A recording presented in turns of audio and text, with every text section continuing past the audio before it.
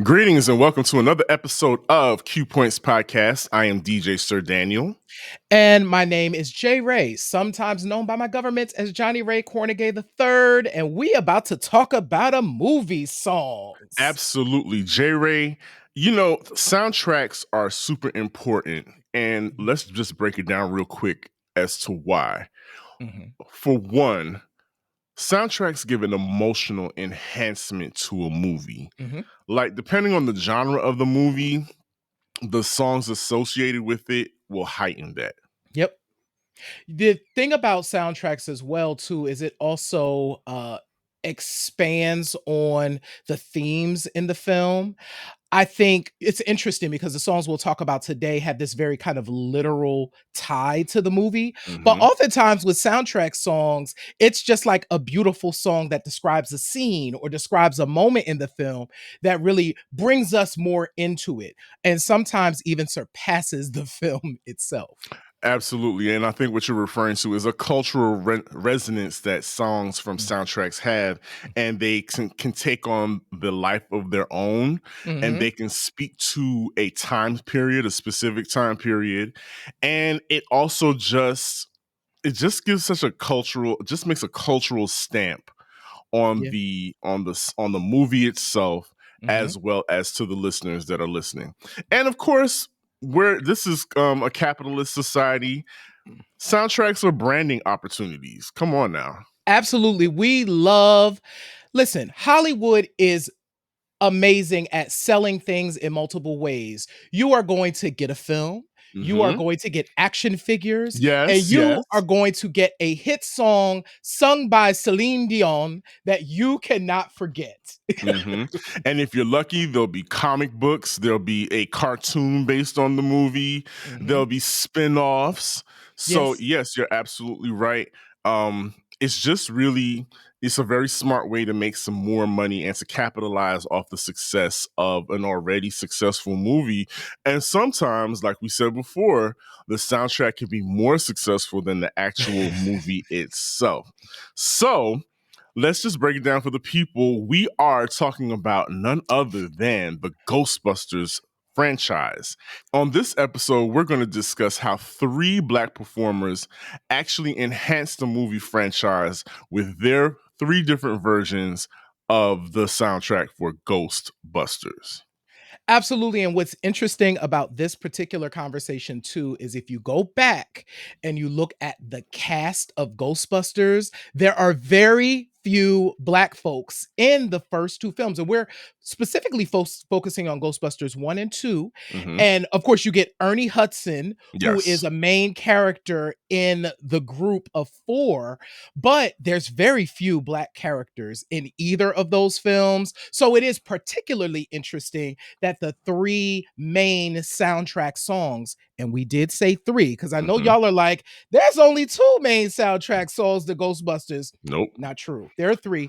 And so it's interesting that all 3 of those songs are by Black artists. Real quick, J Ray, I think, don't you find it funny in movies how there's always just like one black person, there's one black person in the friend group? Like, Yes. how did that happen? That's just a In question that I've always had. in New York in the Yes. 80s. In the 80s. Well, of course, this movie took place in Manhattan. They didn't venture out into the outer boroughs like Brooklyn or Queens, Jamaica Queens, or even Harlem for that respect. So Yeah. that's how we get here. But let's take it back to 1984. Yeah. So Ghostbusters is propelled into the atmosphere, the stratosphere of being a very successful movie. One, of course, because it's got all these special effects and it's ghosts and whatnot, and it's a comedy, but it's also action. It's an action comedy with a little bit of horror to it. But the one thing that you always remember about Ghostbusters is that friggin' theme song. Who you gonna call? Ghostbusters. Ghostbusters. And we have nobody else to thank for that but Ray Parker Jr. Yeah, so that's really interesting. So, of course, Ray Parker Jr., famed session guitarist. You can hear Ray Parker Jr. on Barry White tunes. You can hear him Yes. on Bill Withers tunes, Boz Scaggs. Ray Parker Jr. and also his own band. He had a band called Radio. Radio. Hmm. And which I love the spelling of that. It's Raydio. I thought that was great, named after him. Exactly. Why not? Um and Ray Parker Jr. kind of what he was known for was kind of Ray Parker Jr. had a shtick. So not only was he just like a main guitar player, but he also had a way of songwriting that kind of lended itself to kind of the humorous in a lot of ways. So you would Hmm. find these interesting lyrics in Ray Parker Jr. songs.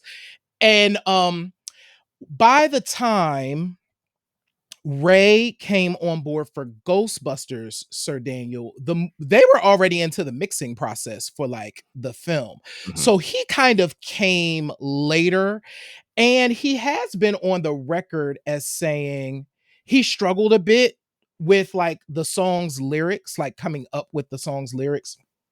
And so the reason why he came up with the "Who You Gonna Call" is because apparently he started to reminisce back to like jingles around like plumbing and Yes. exterminators, and that's what kind of led him down that path.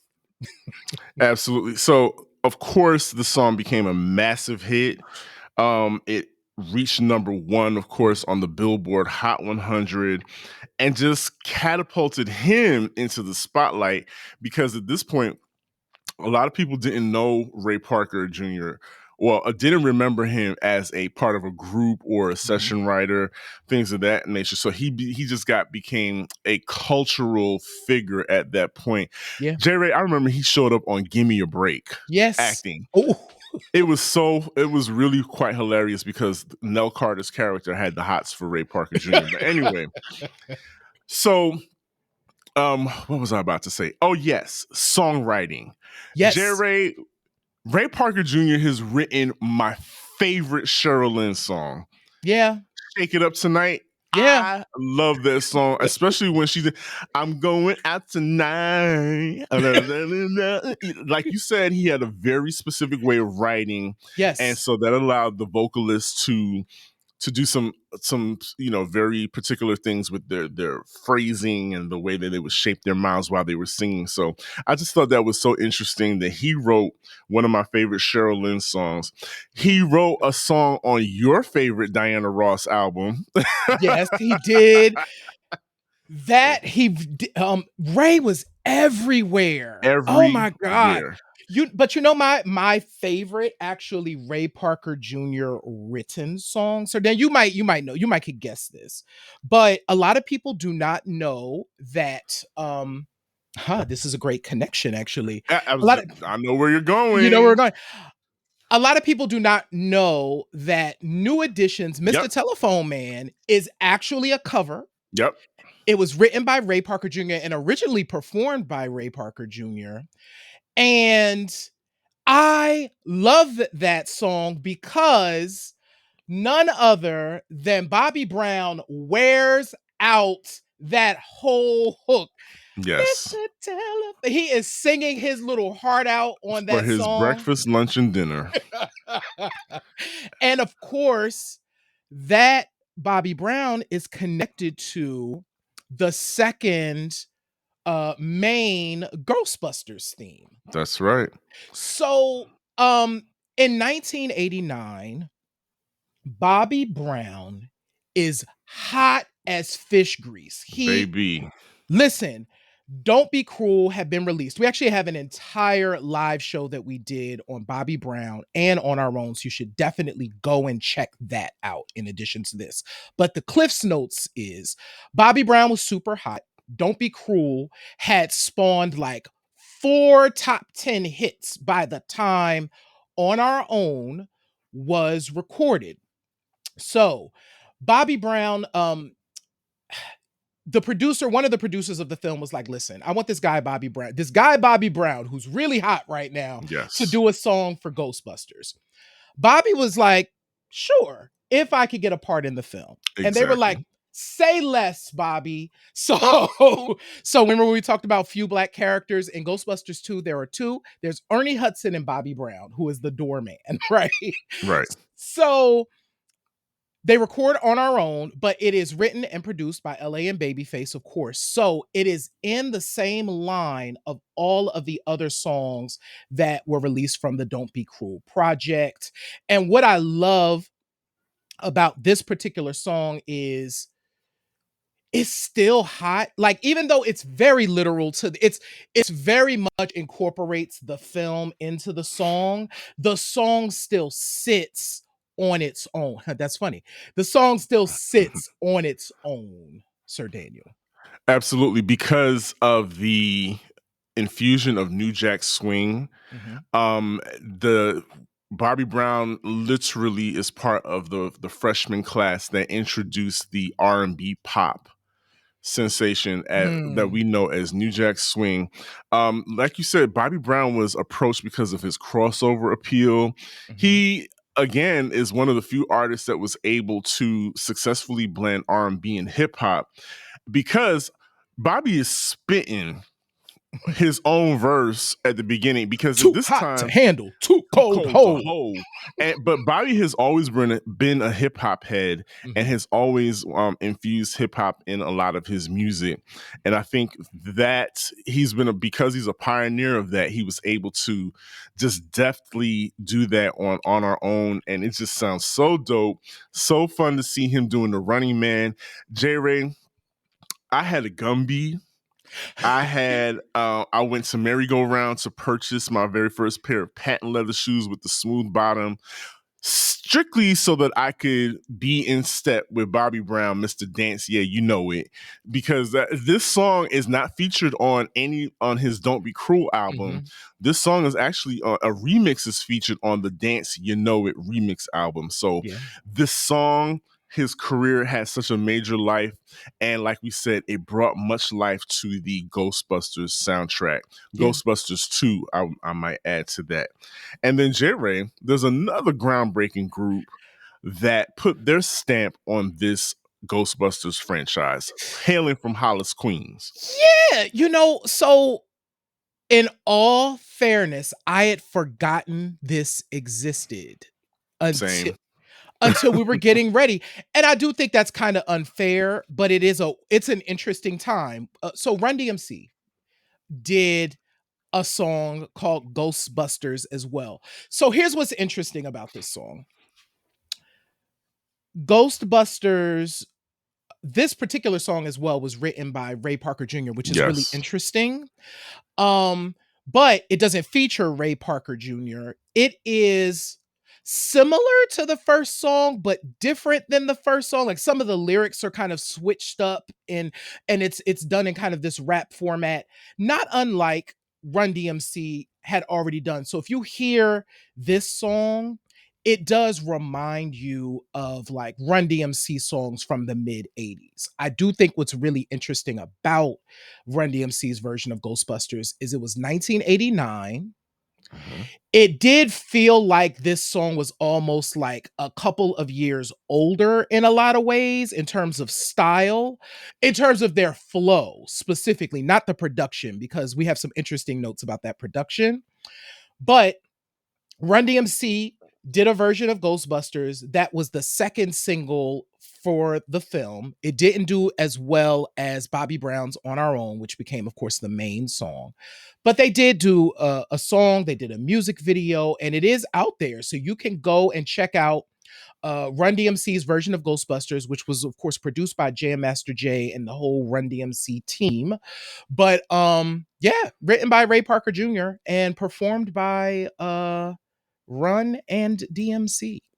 I'm glad you mentioned the production, Mhm. the sound of this particular song, because when I was reintroduced to it, the Yep. first thing that popped in my head was, "Oh, this is supersonic." Same thing. This is Same. Supersonic by JJ Fad, enhanced with a little bit of Planet Rock by Africa Bambaataa, Yep. which is fine.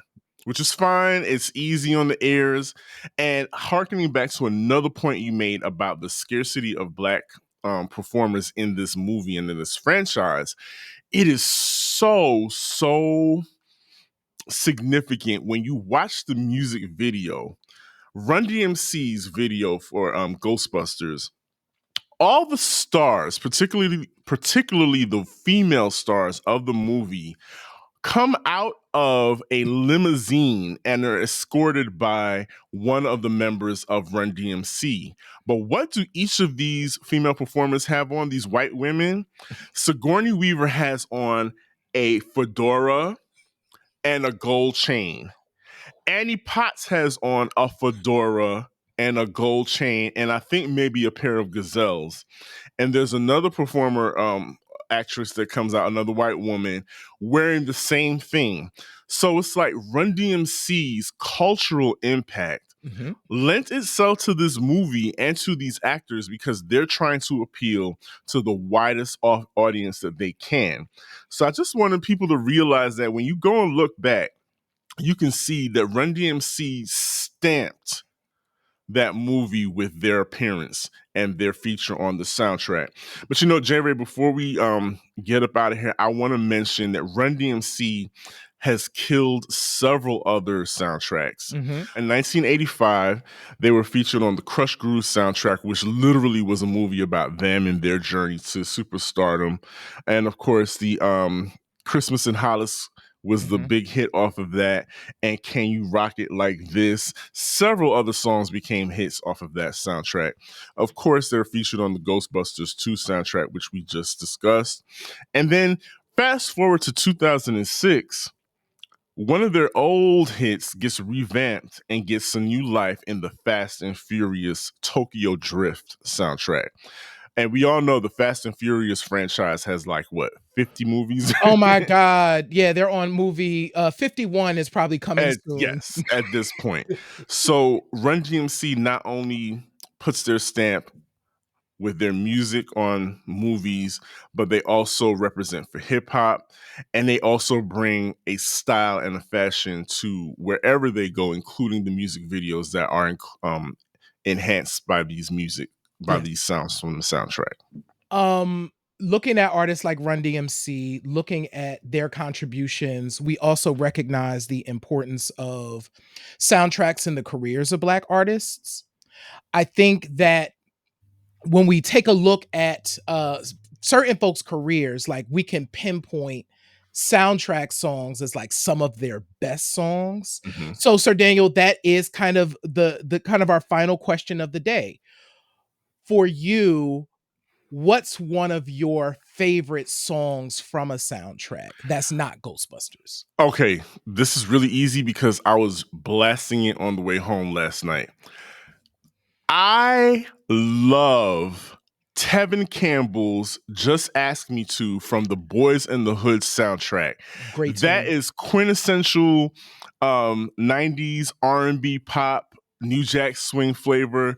It's produced by Al B. Shore. You Mhm. got Chub Rock on the rap Yeah. and a 14-year-old Tevin Campbell singing his heart out. That song always makes me smile because I remember the video is very bright and colorful like 90s videos were. So in my heart, Just Ask Me To is my favorite song from a soundtrack. What's yours, J Ray?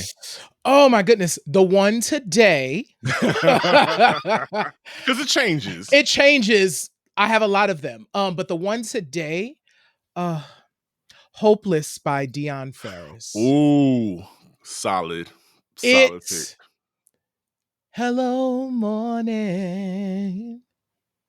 Baby, that song is so beautiful from the Love Jones soundtrack, 1997, which is one of the best soundtracks ever released. Because what once again, as we talked about at the beginning, like that soundtrack kind of enhances the themes of the film in a lot of ways. They exist on their own and are separate, Hmm. but yeah, Hopeless just feels like a breezy beautiful Sunday morning where everything is going to be okay that day. And so the song I'm picking today is Hopeless by Dion Ferris. Baby Tate, your mama did her big one on that one. Absolutely. She absolutely did. Well, listen, we've come to the end of this episode of Q Points Podcast, but J Ray, real quick, remind the people how they can follow and subscribe. Absolutely. So you can do a couple of things. Make sure that you definitely visit our website, qpoints.com. There you can sign up for our newsletter. You can also read Q Points magazine. Wherever you are checking out this show, make sure that you hit the subscribe button and hit the notification bell so that you get notified about other episodes of Q Points. And last but not least, you can support us by checking out our Patreon. You can also visit our store at store.qpoints.com. We really appreciate y'all. J Ray, another amazing episode of Q Points Podcast. But what do I always say? In this life, you have a choice. You can either pick up the needle or you can let the record play. I'm DJ Sir Daniel. My name is J Ray, y'all. And this has been Q Points Podcast, dropping the needle on Black music history. We'll see you on the next go round. Peace. Peace, y'all.